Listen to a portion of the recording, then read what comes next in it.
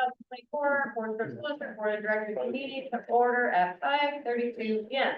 Roll call of board members present. I am here. Christie. Here. Mark. Here. Brad. I'm here. Kate. I'm here. Great. Let's stand for the flag salute. Over here. Keep spinning. Never did the flag thing.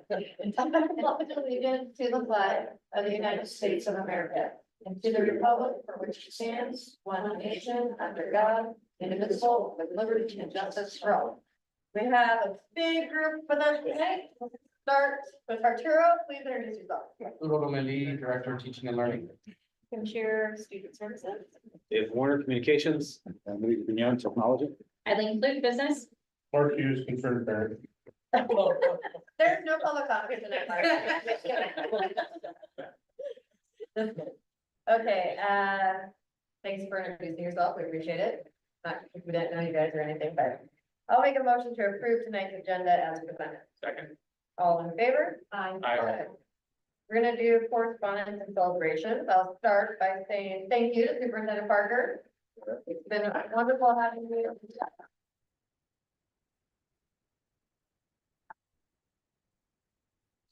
been a pleasure working with you for sure. You have been rock solid and, you know, just really calm and cool and collected through a lot of things we've had to deal with. And we really have appreciated that. And we appreciate that. So thank you very much. Yeah. Anybody else with correspondence and celebrations? No? Okay. We have to representative report. I'll just turn it over to Superintendent Parker for his very last report. I know, right?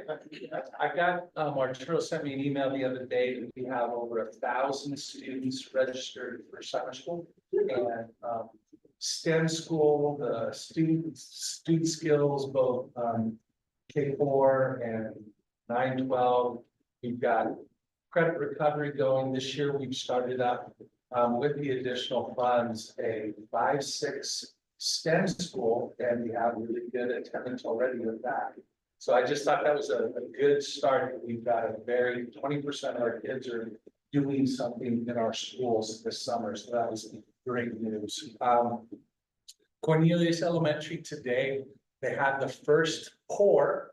It's like 50 dump truck loads of concrete. I think I said the right thing, not cement, right? It's concrete. Okay. So the concrete's coming in, and then they've got the, looks like right now the CMU wall and the gym will start going up in July. And then we'll start seeing the steel get erected in the middle of September. It's kind of some timeline. So we're gonna start, the building's gonna start going vertical here. So it's exciting. We kind of got most of the permit stuff. We've been kind of languishing through some permit stuff, but it's finally kind of all coming together and things are going on. It's gonna happen. Then I wanted to just point out that we've got a quick little, we got this information. So I had David kind of put it together quickly for us, but empowering people with disabilities in the technology. It started in May of 2023, and it has to do, it's a monthly club run by Intel, where they come in and they're providing enriching experience for individuals with disabilities. But what I loved was, like, part of this is they're bringing some of the best and newest video game technology, and then they're using the kids to provide kind of telemetry on things that they need to improve or whatever. And so it's just kind of I thought it was a really interesting idea. I didn't really know much about it, and the fact that it was running, I thought was great. They have guest speakers on perspectives and careers, and they're looking to try and promote some of the students into internships and some other pieces like this. So I just wanted to bring that back. I thought it was a great program. You know, Intel's working with some of our other schools with some engineering piece, but this one in particular, I just thought was a really neat program. So wanted to bring it to everyone's attention. And then lastly, this is my final board meeting. So I wanted to just take a moment and just say a couple of things. One is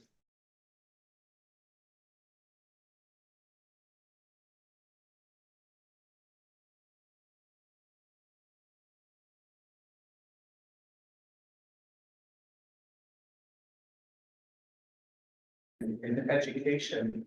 And I feel like we came out of that working together and actually we kind of lived our values about caring kids, and there's still lots of work to do. It was just, again, it's been a joy working with you, the board members, and then my colleagues, our community.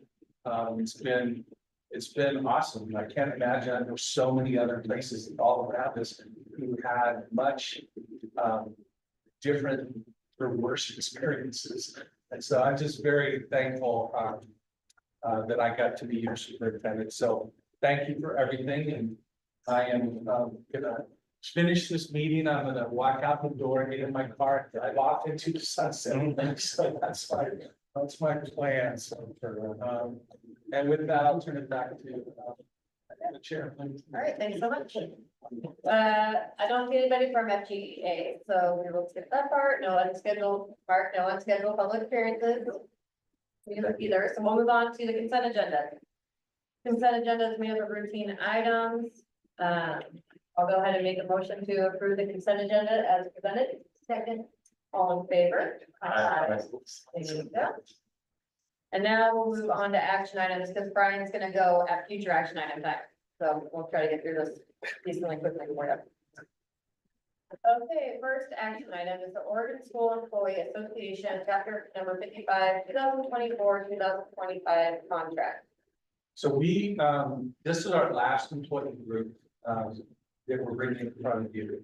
We met with them three different times. We actually had a pretty vigorous, negotiation back and forth. It was very,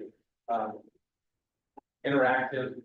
We settled upon a 5.4% increase with a $10 cap. That's a little bit more than what we gave the, licensed group and what we need to the administrators and the confidential group. But in our conversations of all the groups, this group is lower in comparison to our territories. I will say that the work that we did do, we did find that we've improved.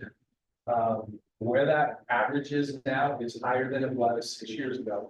And so there is, we felt like this was a fair rate, and we actually feel good with it. They voted and they approved it, and we pretty much overwhelmingly approved by their group. And so it comes in front of you. We, the administration, would recommend that you approve this increase. You guys have any questions or comments? So this is for 2 years. This is a 1 year. We'll actually have to bargain. I forgot to say that. This is only 2 articles, salary and insurance. And so we will have to bargain the full contract next spring. And we've got the full contract with both the licensed and classified. The administrators there in our last conversation, there were a couple of things and confidential that they're looking for in their contract. We said it needs to wait. We're only opening up financials this year. Just so that everybody kind of knows, there's some pretty good work out in front of us. We've already begun to start talking about when we're going to start meeting with the groups because of its 23 articles. And as we watch the negotiations around Oregon, they've been more technical than we've seen in previous years. So there's been a lot of work there. So I'll move to approve the classified employment agreement. Your roll call vote. Brad? Yes. Kate? Yes. Mark? Yes. Yes. And I'm a yes as well. Motion back. Eileen's gonna join us to talk to us about the Neil Armstrong Middle School budget. So tonight we have for you a contract for the Neil Armstrong Middle School fencing. This is part of the bond safety and security projects. It will be completed this summer so that with the expansion of the Neil Armstrong covered, well, it's like a covered play, but outdoor PE station, and then being able to expand recess and lunch duty and everything out the backside. Securing that field in the back of Neil Armstrong is one of our priorities with this project. The lowest bid was Able Fence Company for $81,500.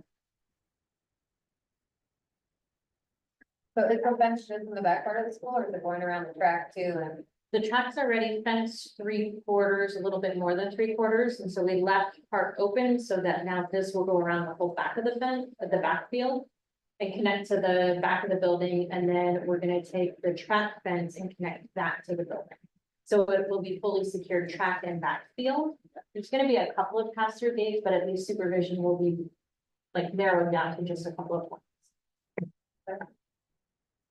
So is the plan to fence in the acreage up by the railroad tracks or to leave that unfenced? Just to leave it so. Yeah, just, it goes, I think there's a ball field, it kind of splits the Backstop. the back, yeah. Okay. the ball. Kind of where the parking lot is. Yeah, the parking, kind of the back corner of the parking lot. Yeah. Yeah, Interesting. Like different. they were, and we confirmed that Yeah. too, for even linear feed and number of gates and everything, so, yeah. Yeah, the range was 178 the first 8 months. Well, and the two were so close, the third one's kind of an outlier that we did confirm costs and for that, so that one was a surprise. Any other questions about the work? Well, I'll make a motion to approve, the install of a chain link fence around one to the middle school. It's continued on safety measures, and then cost is $81,500. That's I'll second. Roll call vote. Brett, Yes. Kate, Yes, Mark. Yes. Vicky, yes, and I'm a yes, motion passes. Yes. Don't go anywhere, Billy Elementary School Fire Family. So this one we have, a couple of months ago, we finished our RFP for fire systems in the district. That RFP was awarded to GB Manchester, and so this is project number 1 under that RFP. This project will happen over the summer while all of the Dilly Elementary School summer projects are happening, all the construction there. So this will be one additional layer. But Dilly's fire system, it will bring in a new Edwards ESP system that will have full voice evacuation. So it'll fully upgrade that whole system, for $106,805. Let's keep the face there. Dilly is definitely getting a face up this summer. It's really fun to watch. yeah, I was with bikes the other day, yeah. Any questions, comments? Okay, I move to approve the purchase of replacing the Billy Elementary School fire system through GB Manchester for $106,811. Second. Roll call vote. Brett, Yes. Kate, Mark, yes. Christie, yes, and I'm a yes. All right, security system improvements for Forest Grove High School, Neil Armstrong, and So this one is similar to the GB Manchester one. We did a full RFP for security systems. And Convergent was awarded that last year. And this is phase 2 of the camera upgrades. We've already gotten the Forest Grove High School, Gales Creek and Fern Hill approved by board. And now this is Neil Armstrong Middle School's new construction for the new entry vestibule and office. Neil Armstrong is the rest of the building upgrade. And Forest Grove High School CTE building addition, and then Dilly Elementary's full upgrade. Total is $348,600 for the 4 projects. I don't believe we done with security system. No. We still have several buildings, but every building will have a full security upgrade. We'll have probably 4 different phases. Any questions or comments? So, just an aside, so every year we have to upgrade the security system with technology? No, this security system that we have in place, I believe we upgraded with the 2010 one. And so now we're switching the software we're using, plus we've also gone in and done a full assessment of all of the buildings, or as we're going through, we're doing an assessment of the buildings to find out where cameras are located. Do we have to shift cameras? Do we have to upgrade a camera? Do we have to, add angles? So instead of maybe a one directional, we're doing 3 directions. So really looking where our blind spots are and where our buildings need support supervision wise, where we have risk. So just kind of reevaluating where the cameras are and upgrading the ones that need upgraded. So the software, we would have to upgrade every year to the cost. No, we'll do a one-time conversion. Oh, okay. I was at Gales Creek and I saw that great big, I mean, it looked like I've seen a police station. It's like, here's the back, here's this, here's the, I mean, so You know, the secretary can see the whole. They'll have a lot more visibility. Precedent. Yeah. Yeah. There's two things, they're actually collapsing both the intrusion detection and the cameras. So the software kind of, where we had two pieces of software kind of doing two different things, that's now kind of all in one. It'll be once, so it'll be a lot more user friendly for administrators to be able to go in and view what's happening in the buildings and to do more investigatory items. So the software is supposed to be a lot more.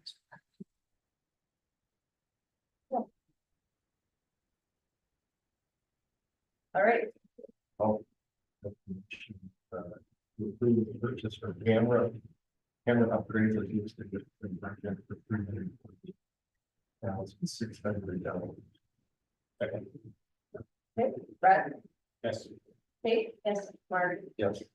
it's not yes. Okay, thanks, Elaine, Arturo, Evening. Adelante. Adelante. So, last August, we had leadership from Adelante Mujeres here to kind of share an update on the Chicas program. And so this is just bringing this back to the board for, renewal of that contract and of those services. And so it's $70,000. It's covers 7 schools, so 10,000 for each school. Last year in their report, which you have as part of today's packet, they served over 200 and they served 201 students, individual students through a variety of offerings from college visits to family nights, to mentorship and a whole host of offerings. And so today I'm coming back to you with no increase, but to continue that partnership that we've had with them for over 15 years. And they're providing a very important service to our Latina students. And so bringing that for your approval today. Questions or comments? Love the student program, what's happening with the career program? A lot of good. Yeah, I agree. It's really nice. They do great. Make an impact. Okay, I move to approve the 2024-2025 contract, Adelante Mujeres, contract in amount of 70,000 as presented. Second. Brett, Yes. Kate, Yes. Mark, Yes. Christie, I'm a yes. Thank you. Great, thank you. Appreciate it. Okay, me, elect board chair for the 2024-2025 school year. Guess I'll start by asking if anybody really wanted to do this or have a discussion about it or any thoughts. Well, I like to nominate Christie or Coach. Well, I'll accept, I think, yes, but to Val's point there, when I came on and I think, I don't even know how I got on the vice chair.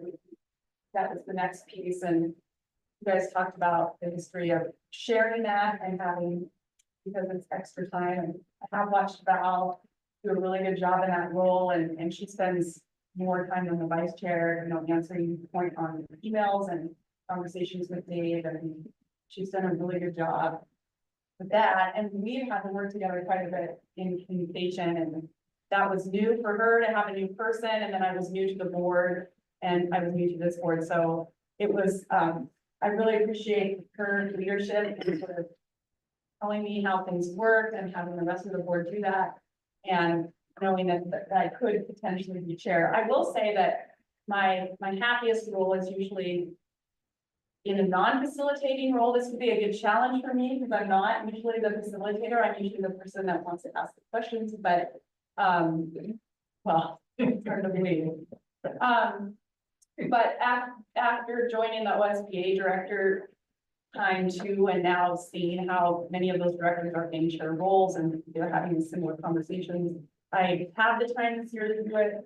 I'm willing to do it, but I'm also willing to not do it. I think anyone on this board could be in that role. I guess my bigger question is, when you look at the team of who is in those leadership meetings, because we do meet with Dave and then we communicate back to the board. Having a team that has different perspectives or, you know, the strength of doing that is important. So I'm open to not being that role as well. So I guess that's my answer is I'm happy to accept it.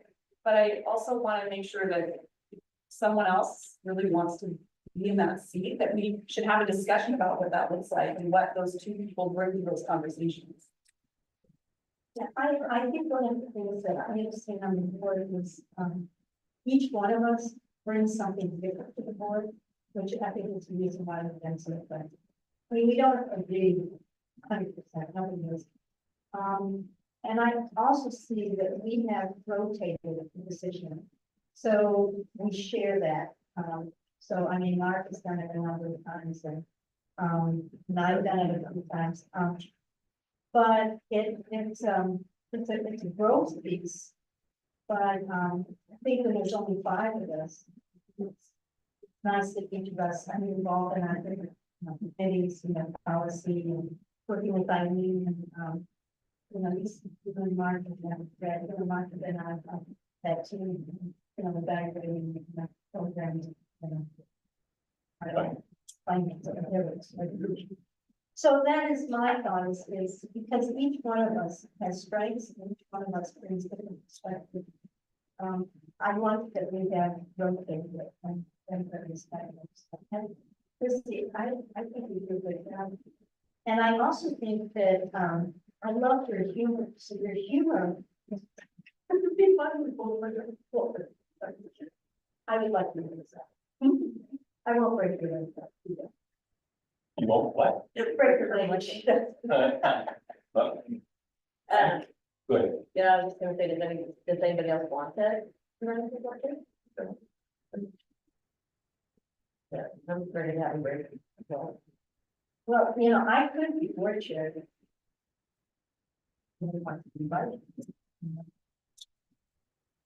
So I don't know if it's up to you. Well, it's up to you. Well, whether you're gonna be willing to Accept, so she's, Oh, like, if you're willing to accept it, then, yes, because I can't make the motion until we have a specific. No, yeah, oh, yeah. I'll nominate it, so somebody just needs to second the nomination. I second it. Okay. All in favor, Brett? Or go on at that, Brett? Oh, are we voting? Yeah. Yes. Hey, yes, Mark? Yeah. Christie? Yeah, I guess you will. And I'm a yes as well. Okay, moving on. Vice chair for the 2024-2025 school year. So going along the same lines of switching it up, I would nominate Kate, if Kate would accept the nomination. Yes. Okay, get you on the bus. does anybody want to second it? Second. Okay, all in favor? Brett? Yeah. Kate? Yes. Mark? Yes. Christie? Yes, Val, we get it. All right. This says, Elena's doing this, but I'm thinking it's me, Kathy, the school board calendar. You're still the chair until June 30th. No, it says Elena That says Santana. Elena. Oh, good. I'm like, no. How do you say that? I don't know, but I'm looking in the audience and I don't see her, so. Okay, school board, and I don't have the computer in front of me, so we're talking about the school board calendar and moving the school board meetings to Tuesdays instead of Mondays, the second and fourth Tuesday of the month. Can somebody please tell me what draft that is? Version A stays the way we are on Mondays. Version B is the Tuesday, second and fourth Tuesdays. Okay, so let's have some conversation about it. Yeah, and we do need you to make a motion. On each one, yeah, I- Yeah. Or one of them. yes, I got it. If the other one doesn't, if the first one I nominate doesn't pass, then we'll make a motion for. Right. Yeah. But do we want to discuss? How do you guys, does anybody have some big thoughts about the Tuesday versus Monday? No, I mean, I kind of like the idea of having it on a different night of the week, like the city council meetings, just so people can do both things if they want to. Personally, but if people have good reasons why they don't want to move it, I'd be happy to hear them as well. So when does more leadership? That'll be between That'll be between the chair, the vice chair, and Suzanne. Okay, but that's what I'm asking, is how much time? The time between the board meetings. she said it's totally fine, they would meet Wednesday, Thursday, or Friday, the week before, probably. Friday. She Well, I said know I'm yes. asking you, you're. I know, but that puts a lot of pressure on this Okay. person. I know, but she says yes, it'll be up to that to work out, Okay. but when I asked Dan about it at the meeting. And I'll hire her. And she said yes, we could, technically could. I They just have. I'm just curious, I'm Yeah. just curious. Yeah, they just have to get off the agenda, like, if they met Friday morning, then the board secretary would have that after that. I really like Nate's point about, which I hadn't thought about the high school kids that are on the YAC that meet with the mayor on Mondays, and so that would allow the actual youth advisory council for the city to be able to also participate in the school board. But his other point, which we hadn't brought up, was that it's nice and consistent. There's never going to be a Tuesday because of a holiday, like it's always going to be those Tuesdays, whereas when it's Monday.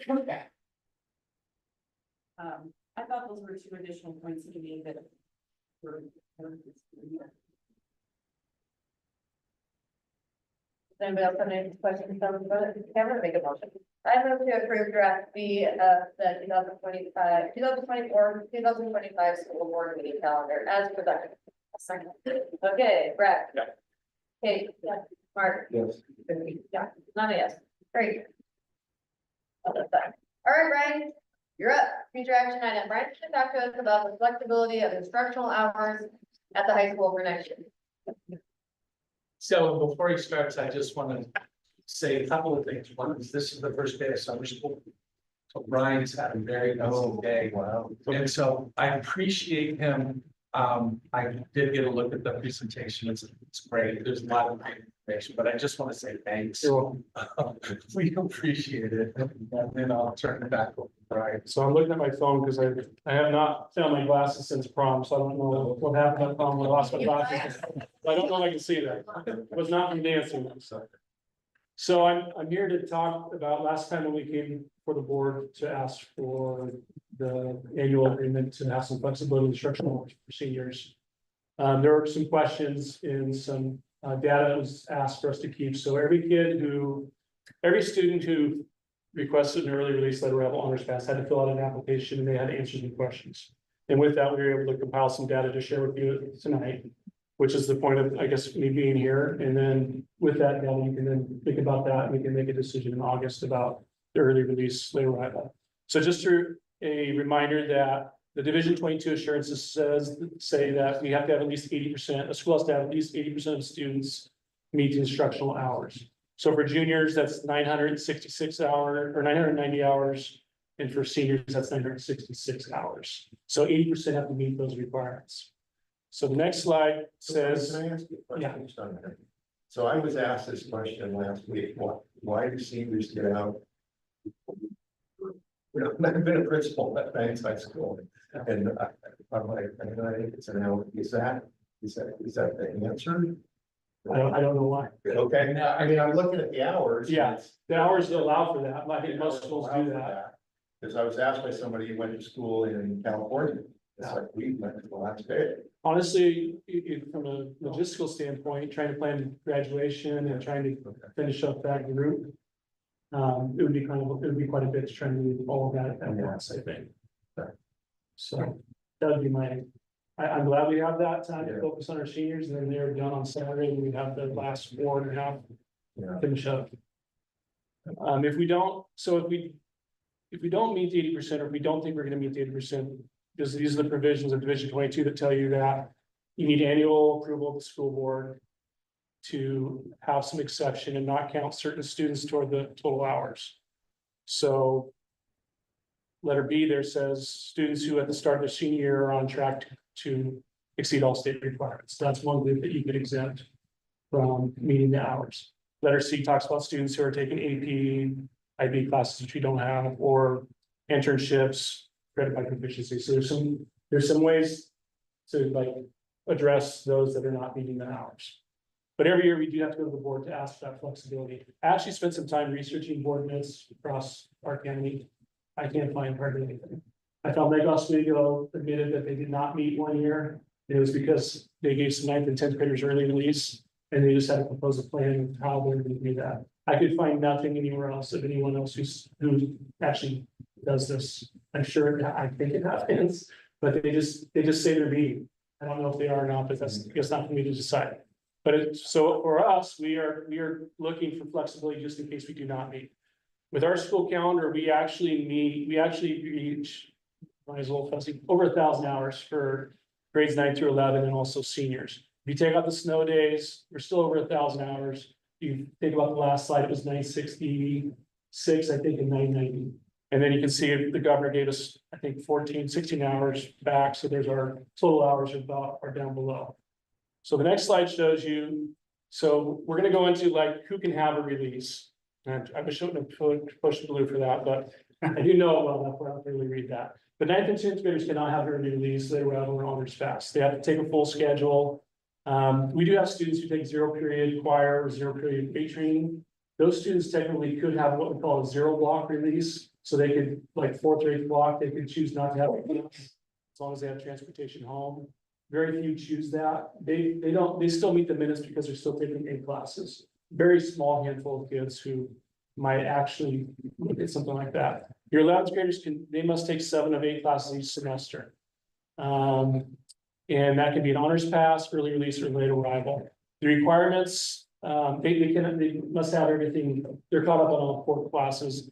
For early release, late arrival, they have to have a 2.0 or higher, and for the honors pass, they have to have a 3.2 or higher. The difference between an early release or late arrival, honors pass stays at the school, they're doing homework in the library or cafeteria designated spot. And early release, they arrival have to leave, and that is more at the end of the day. Honors pass could happen at any point during the day. They could have a 2nd block, 3rd block, etc. So it rewards students who have shown academically they're at a high enough standard to give them time to study in the building, a little block to get caught up. 12th graders must take 5 of 8 classes. Those are also OSA requirements to participate in activities. Again, early release, rival honors pass. They must have no credit recovery to do. They also must meet the same GPA requirements of a 2.0 for early release or late arrival, and 3.2 for an honors pass. So that's who can have it. The next slide talks about the number of students who did not meet the 90%. So the way that percent is figured is if you're taking 15 or 16 classes, you're above the 960 or the 990 because of the amount of days we have in school. So these are the students who have a release this past year, had a release. And it kind of tells you the juniors, so of all the juniors, there were 68 students who took 14 of 16 classes, which ends up being about 3.78% of our student body. And then the rest of them are seniors. So 54 seniors took 14 of 16 classes, that's 87%, so falls below the instructional time. 3%, you can kind of go on down to 10 out of 16 classes. If you add up all the numbers on the right-hand side, it's about 18% of our students. So really, we were above the 80% that we are required to ask for the approval, but we asked for the approval, so we don't have to like really count every single kid that is asking for a release and make a decision on that kid. So it worked out that 82% of our students last year met the instructional hours. The next slide just tells you how I came up with that. Basically, yeah, go ahead. A question on the previous slide. Yep. Like for seniors, I think you get out is. So they have to think about it.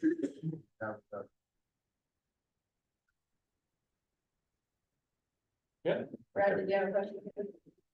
So in theory, what we're talking about is, for this request is so that we don't, if we cut it real close, we're not at risk of falling below that 80%. Correct. That's Correct. I mean, that's the bottom line, right? Right. Okay. So remind me what happens when we fall below the 80%, we fall below the 80%. So we have to present to the board why we fell below 80%. We didn't have that permission. And then what our plan is to fix that, is what I can tell from other, like Lake Oswego situation. Okay, all right, thanks. It's supposed, I read it, I think there used to be a fear of a punitive action, but what I was reading is that the state's not trying to make it punitive, they're trying to make it corrective. So if you do something. So it is about 14% of seniors who don't. Have a full study. If I add up all those. Yeah, and then there's what's not on there is the ones who have 15 or 16, so yeah. And I think that's coming up on the next slide. Brian, in the last 5 years, have we always met 80% of the? We ever gone below I it? don't know that we ever took the time to look because we were always given the insurance, yeah, we had the waiver. I just had a lot more questions this last year, so we were able to track it more with with the data, and then I was asked to come here, so I pulled it. Right, I'm about to. Well, I guess, I wouldn't have pulled it if I wasn't asked. To be honest with you, but it is interesting that, so I'm glad I did. So here are the seniors to kind of help with Mark's question. So about over 25% of our students are taking, seniors are taking a full load. And you can kind of see the, you know, the other, there's the 15 out of 16 means they took 8 classes one semester and 7. So you're looking at, there's 38 right there, 39. You can kind of, the rest of those numbers are a little repeat. You know, this is a pretty long slide, so I was, but I'm willing to slow down for some of them, but some I might go through. So that just kind of breaks it down by how many they were taking. So it is about 15% of seniors don't. Which would be 8 Yeah. each. Yeah, I know yes. I know. Yeah, it's actually, I mean, Is that right? Or? no, it's more like, oh, the school. Of the seniors, it's more like. I think I'm thinking of the previous slide, but maybe I. Yeah, most seniors do not take a full schedule, that's what this is saying. 73%.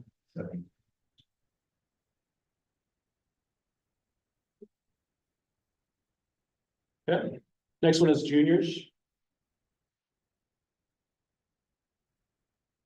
Well, that's smaller. I think it was senior credit. Your glasses going to think. Yeah, maybe. Seniors, it is, looks like 3% roughly, who took 15 out of 16, and that's just, oh, of the juniors, it's a little bit higher. No, it's the percent of the school, so 3% of the school for 15 out of 16, and then 14 out of 16. So small number. And then next one. So this, one of the questions asked is like what are the demographics of those students who are taking the release? And so the chart on the left shows the demographics of the seniors. And the chart on the right tells you those with release periods. So it almost mirrors. So those students that are taking a release period really mirrors the demographics of our senior class. Okay, next slide. Another question is who's not taking this release period? And these don't quite match. If you look at the demographics of the seniors who do not take a release, it's about 7% higher for our Latinx population and about 7% lower for our white population.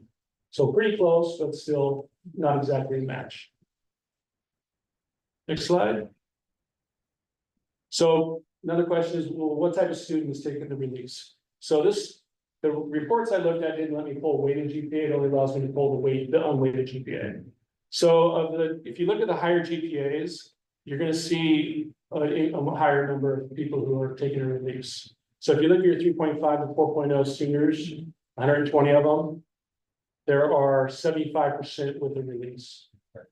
Okay, if you look at your 3.0 to 3.49, I think it's 86% of them have a release.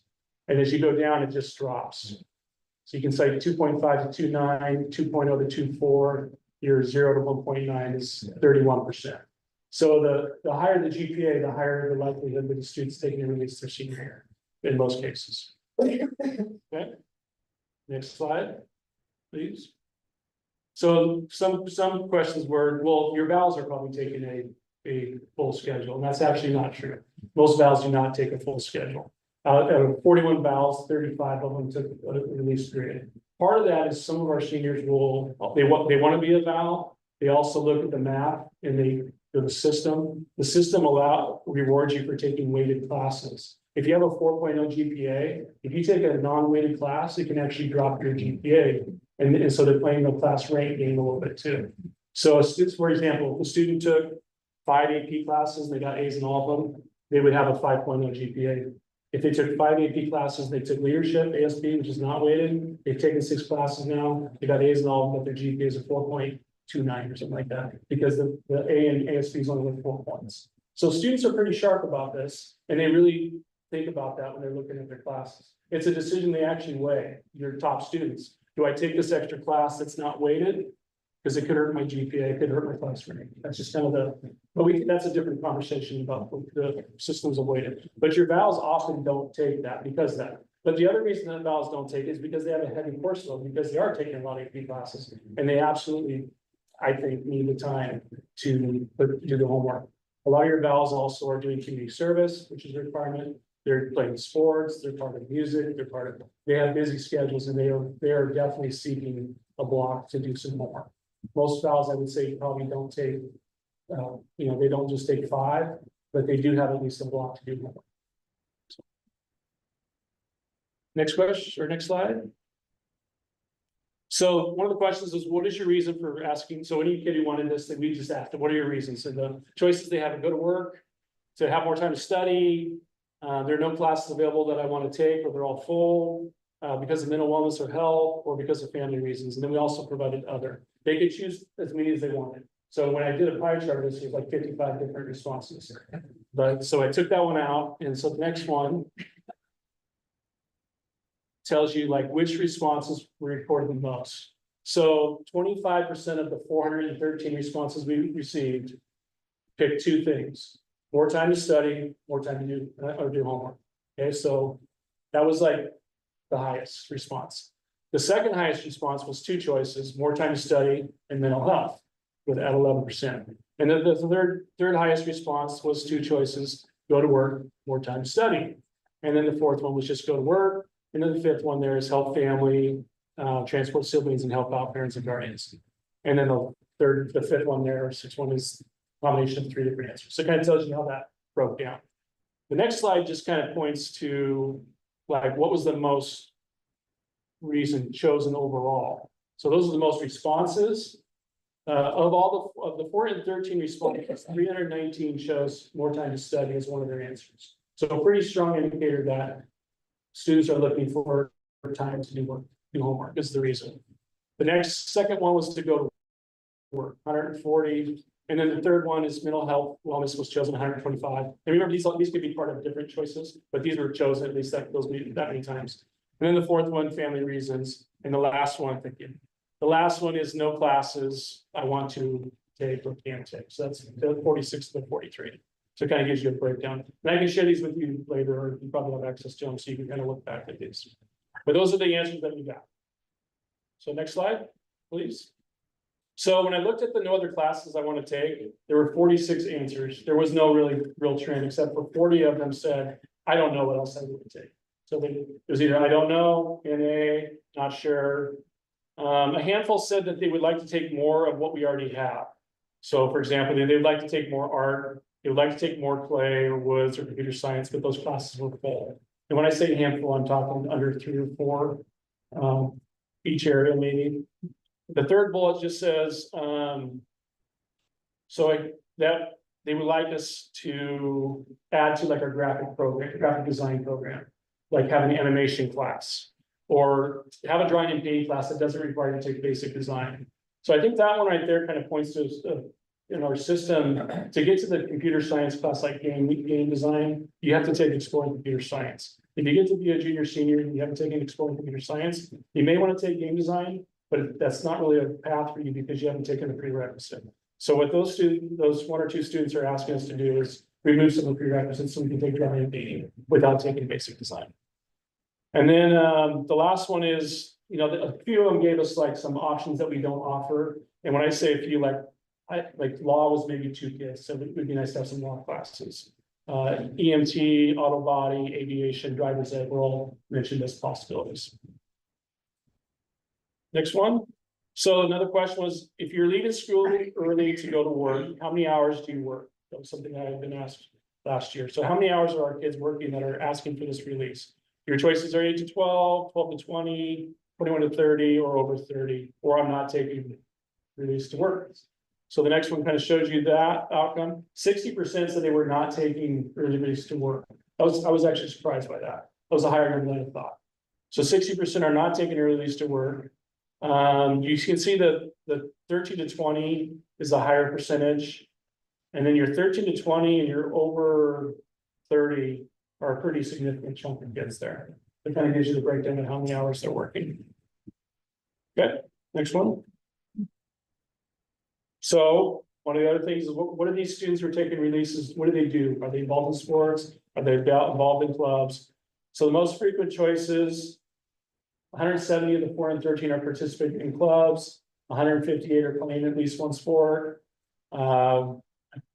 60 something of them are in Renaissance or a leadership position.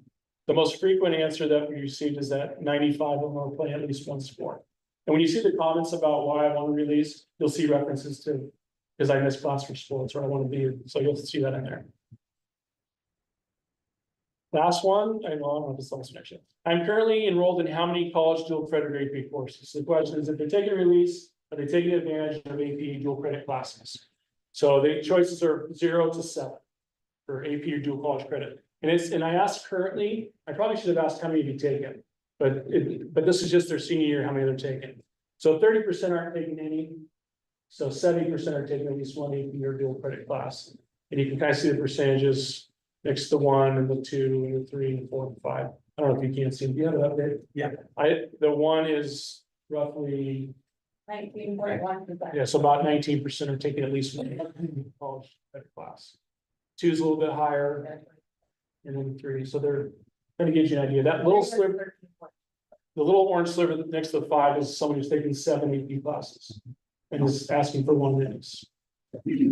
Wow. Wow. Yeah.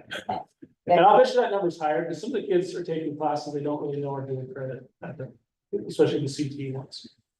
That's what they report, so. Okay, so then we're asking, by the end of your senior year, what will you have done academically? What will you have earned? And about 48% of the people who are asking for release are saying that they will have an honors diploma. It's a 3.5 GPA, which means you've taken 4 AP classes and you're eligible for a 4-year college. So about half anticipate that they will have an honors diploma by the end of the year. The academic qualifying, the blue, is the Oregon Promise. So that includes the honors diploma plus the blue, which honestly, they all should be qualifying for the Oregon Promise because you have to have a 2.0 to get in. So you may not have answered that correctly. And then it tells you the none of the above in the career pathway. But I think the important statistic from that is about half of them are planning to get a 3.5 or better. And then how many career pathways, the chords at the end, meaning you've taken a certain number of classes in a career technical area. Most are going to finish at least 1 or 2 chords, some 3 or 4, and a handful that are 4 and 6. Okay, so I just threw this in based on our forecasting for this rising juniors and seniors to show you kind of what students have chosen. And this isn't without us kind of vetting through that, like to see who can and can't have it. We're at about 10%, 11% of our students next year are forecasting for release period. And the numbers vary for how many they are wanting. That's juniors and seniors. So really right now, 89% of our students are asking for this based on our forecast. And over half of those that are asking for a release are asking just for 1 block. That's so they can speak it. Well, here you go. Well, time question.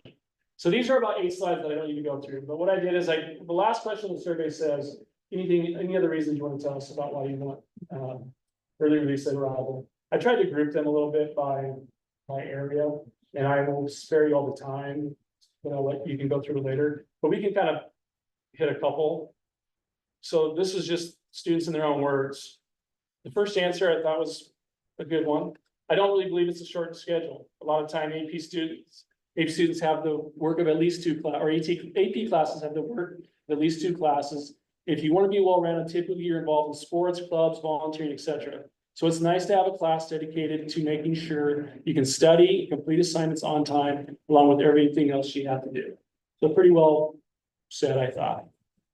This next one is I would just like to have more time studying before my math class. So this person has math 6 block. They want to honors pass or a late arrival 5th block, so they can prepare for that math class going into 6th block. So that one's really intentional. We can kind of fly through the rest of them. This one's more of a mental health page. A break from my head kind of sums it up there. The other one is a little bit longer. The other one is more about sports, I think. I need focused time to work on my sport. The second one is in Spanish. It says more time to work, more time to study. The second one talks about getting better sleep because I think they're working. I mean, you can go through quite a bit more time just to work on getting my driver's license, things like that. This is a family one. So sometimes my mom isn't home and I need to pick up my siblings. I need to help my mom with her 5 kids. I need to take my brother to school in the morning, having the arrival will help me do that, having early release will help me get to work because my shift starts at 3:50. So just some personal stories behind all of it, and you can kind of keep reading through all those. That one's more pretty similar. There's a golfer in there, if you know anything about golf in high school, but you miss an entire day a lot of times. And they're concerned about missing another class. Next one's fun. Just this top one just talks about different things they have to do that aren't related to school, which I think is still important. They need to learn how to drive, they need to attend catechism, they need to work at their church, which I guess is catechism, and just also look for a job, just personal big time to do things that they want to do or need to do. I think we've hit quite a few of them. This one is actually more like mental health. Last year, I would getting to the point where I'd be in physical pain by the end of the day due to stress caused by what I was going through, a depressive episode. We talk about that. The third one talks about due to my autism, a full day is overwhelming and stressful. I think it talks about how their mornings are better for them, and so they have difficulties in the afternoon. I'm trying to get over my grandmother's death, being with my family helps. So it's some pretty personal testimony in all this. So I'll stop with all the personal stories, but you can kind of look through all of those. It was kind of a nice open-ended question to ask kids, like, why do you need this? And nice to see the different responses that way. Gives you good narrative. Yep. Yep. And I think that student voice is important because that's the voice we hear. It's easy to look at the spreadsheet and think, no, you shouldn't do this, but then you hear the voice. Yeah. The top one, I think this would help my attendance, I think is honestly true. I can tell you some seniors who we held to the 5 blocks, as much as we want them to take more, we had a hard time getting them to go to all 5 because, and I kept hearing kids say, well, I don't need that to graduate. Well, and what I told our counselors and what we talked about is like, ending that mantra of what do I need to graduate and saying more like, what do you need to be successful? Because what I need to graduate is a pretty low bar anyway. It's an impressive bar for many, but at the same time, it's not just about what you need to graduate. That's not our goals, just for you to just graduate. But what do you need to be successful? So we were chasing some kids who missed first block every day because it was some classes did not contribute to the graduation credits. So as I was talking to kids, like this contributes to your organ promise, to your GPA, trying to get them to understand, it's more than just getting the credits for graduation. This is you can read that one later. It just talks about, it's another probably Val story of someone who's really stressed as a junior. And I think that's it for testimony. Yeah. That's it. Okay. So a lot of information, a lot of data, but I said I would come back with it. Brian, I'm just curious, has this senior class gone through 4 years? Do they offer, if the senior class offered to take 32 credits? Yes. Okay. And I'm just curious how many credits in your class had, how many you had 24, which is the minimum, how many had 27, how many had 22. That's easy to pull that. Yeah. I'm a little curious about that. Yeah. I understand the 32, I'll just call them options. Yeah. Credit, options for credit, 32 opportunities. But you only need 24 to graduate. So, for me, I just wonder about where we are in terms of how many.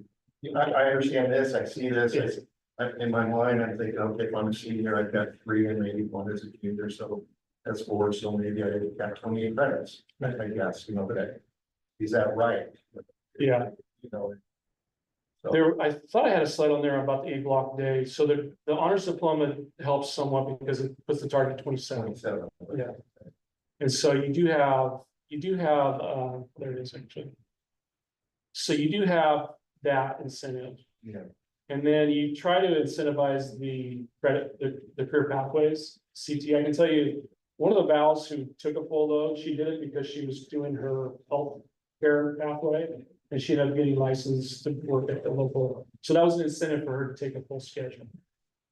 So you have to incentivize to do more, is what. I'm just curious. I could show you that. Because it's, you know, I think, to me, I think like, we're open 24/7. Come and take advantage of it, and I just wonder. I just wonder beyond. Right. That's my question. Yeah. I just wonder. No, it's fair. How can we compare with other schools? Are other schools doing this kind of data? I look, I don't see it. We don't see. Their boards, my guess, without a lot of looking, is they're not asking. I mean, is that, No, I think that's fair, and it's funny because both Hillsborough and Newburgh, they don't apply, they don't come to the board for the flexibility thing, but they are under the same rules. So again, it's, I don't think. I looked at the course catalog at McMinnville, Newburgh, Hillsborough. I tried to look this weekend. And it doesn't really say, Like us, we don't. well, Red House was the one who was under, That's right. and so they had to fix that. Somebody told me they actually, it was like 6th grade. Maybe I'm wrong. I know Wilsonville is. Wilsonville, so 24 credits is all you're ever offered. If Right. you fail a class, you gotta go to summer school or. No. No, that's happening. Right. Is that a budget decision? They've been doing that for a while. I did put some notes over there if we were to go to a 7-block schedule, there's some problems with that. That could be a different conversation. But basically, you'd be limiting 96 sections a semester, which impacts you're gonna increase your class size. Yeah. And you're gonna decrease your offerings for 9th and 10th graders. Well, maybe just that, just my odd. Yeah, I can do that. It's on a spreadsheet. I can do it tonight. Pretty easy to pull. Don't do it tonight. I won't. You do see a lot of students who are utilizing, so that, remember, I told you about 10 or 11% are asking for it right now. Many are not because they have credit recovery deal. So that's a bit of an issue where you do, of the 413, some of those students are getting it partway through the semester. Because they're in a credit recovery class, 4th or 8th block, or 1st or 5th, and they're finishing up their graduation requirements. Now it's halfway this semester. And so now they're getting a release at that block. Does that make sense? So you do, the 8 blocks, it's nice to have the time to recover. So that 6 block school, Wilsonville, I'm guessing they have credit recovery within the day too. So that you are recovering within that block. But yeah. So. Well, so I already said, I really appreciate all of the data and time that Brian spent. And last year, new to the board, I voted no on the waiver. I was like, what, this seems crazy, all these kids out. And then when I settled myself down a little bit, and I appreciate your patience and Karen's, I did send actually an apology email and saying like, okay, I should have just taken a breath and learned a little bit, right? And then this year I sent more questions to Dave. I was like, and here's some more questions. And then he emailed back to say, okay, I'll give these over to Brian and Mike. No, it's summer school, don't do it now. So I'm telling that backstory there because I appreciate the patience of learning curve for me personally. But this data today, and I know like the waiver thing now is very clear. This is why we're doing it.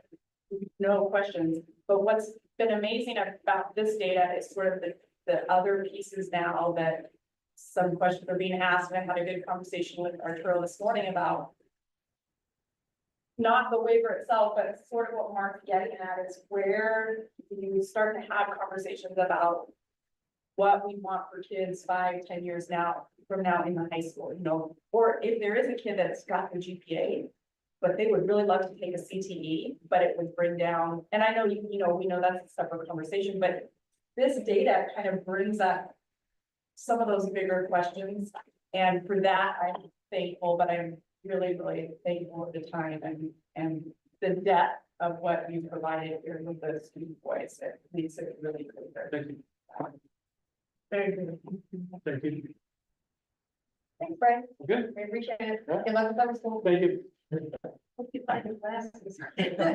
Tell me, there's a senior break. Probably. Not getting it back. Probably sitting at the, whatever that was in Hillsborough, the Venetian. Any other future board items or board discussion that you guys want to discuss tonight? Okay, I just want to remind everybody that we're having our retreat on like I think it's like July 18th. Yep, so we're looking for that invite and we will. Go to that. Dummy counties. Great. In the packet, there's restraint and seclusion report that you can check out. And hearing no further going on, I'm gonna adjourn at 6:32. Congrats, David.